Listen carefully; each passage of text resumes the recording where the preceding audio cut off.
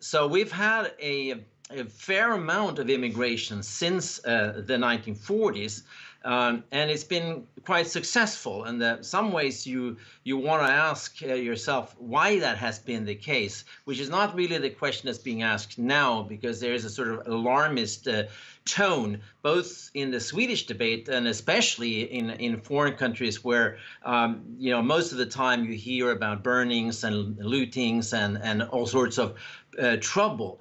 But one interesting question to ask is really, what is it that makes the Swedish society work pretty well, even with a great deal of immigration?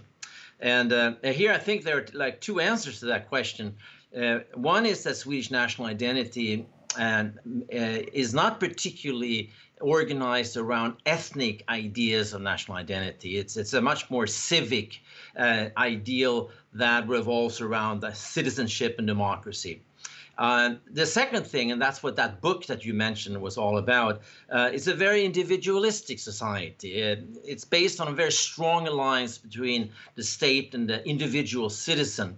And it also revolves around a very strong egalitarian principle that also is connected to the idea that everybody works. So it's a social contract, to paraphrase Jean-Jacques Rousseau, that is based on this idea of citizens that work, pay taxes, and receive social rights.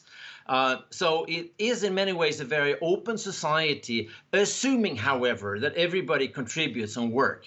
And the problem with immigration in recent years has been that there's been a shift away from labor immigration towards large numbers of refugees that require much longer time to enter effectively the Swedish workforce.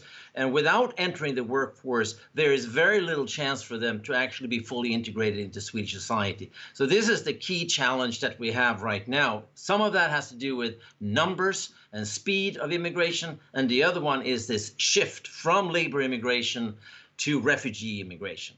Lars